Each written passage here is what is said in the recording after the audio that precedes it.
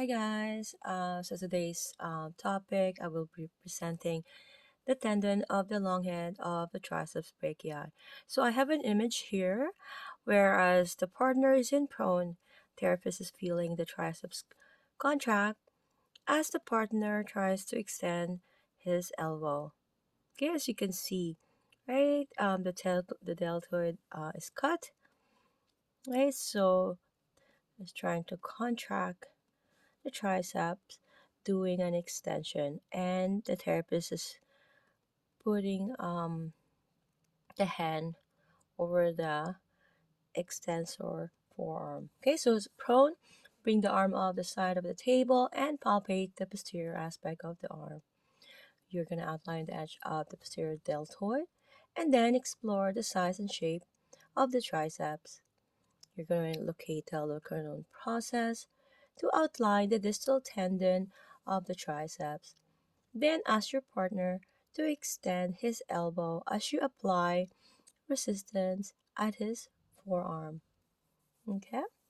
Slide your other hand off the olecranon process proximally and into the broad triceps tendon. My apologies. So, with your partner still contracting, widen your fingers and palpate the medial and lateral heads on either side of the tendon. So does the muscle tighten when your partner extends his elbow? Can you feel the medial and lateral triceps head bulge on either side of the distal tendon? Okay, ask yourself these questions, and you can feel when the triceps is contracting. So we see an image here.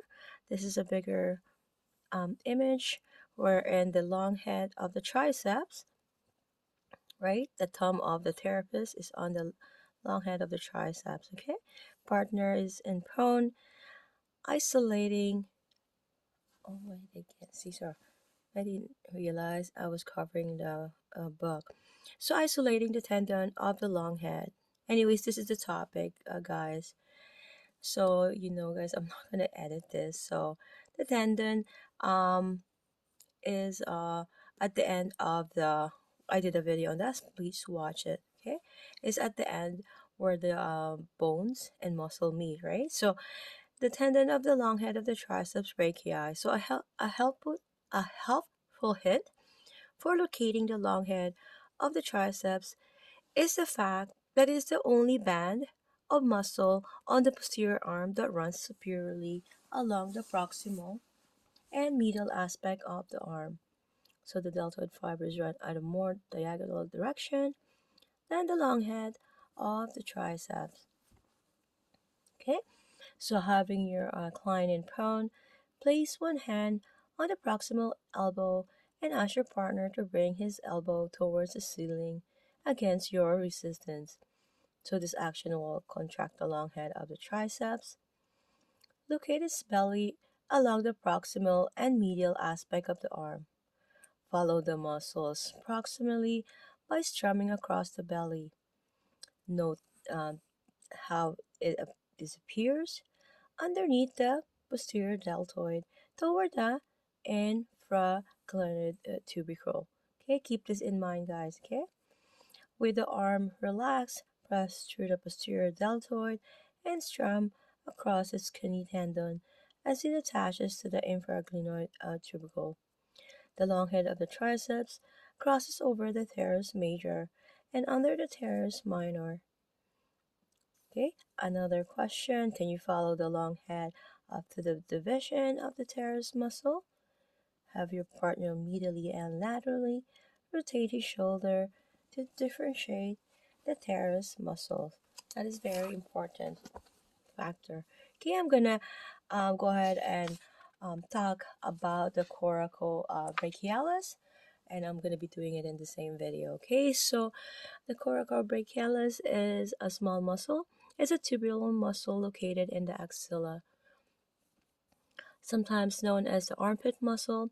It is a secondary flexor and adductor of the shoulder. In anatomical position, the coracobrachialis is deep to the pectoralis major and anterior deltoid and lies anterior to the axillary artery and brachial plexus, abducting the shoulder, opening up the axilla, brings the belly of the coracobrachialis to a superficial and palpable position.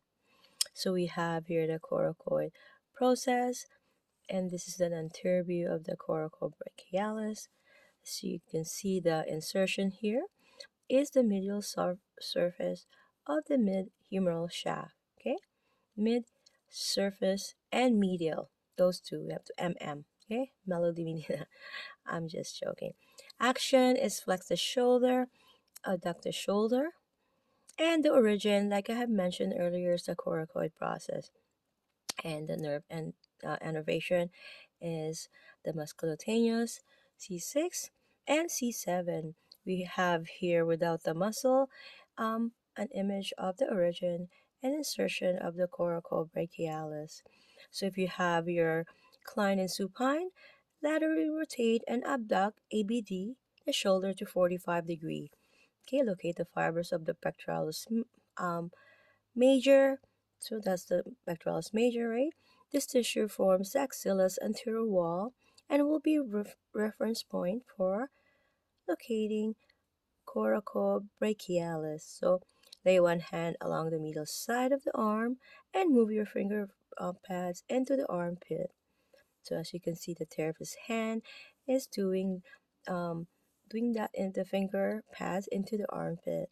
So have your partner horizontally adduct gently against your resistance.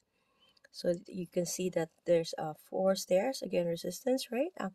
Trying to horizontally adapt.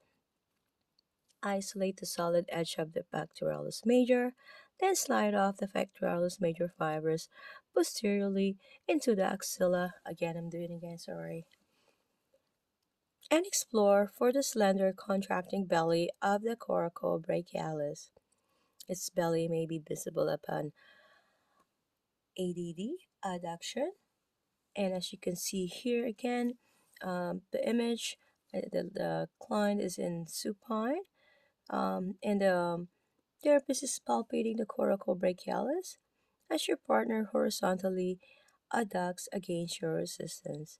So when to use your coracobrachialis is when you're reaching around your face to scratch your opposite ear, weightlifting, doing a bench press, in martial arts, a forearm block in front of your chest. Okay? So I'll see you guys in the next video. Love you guys and thank you so much.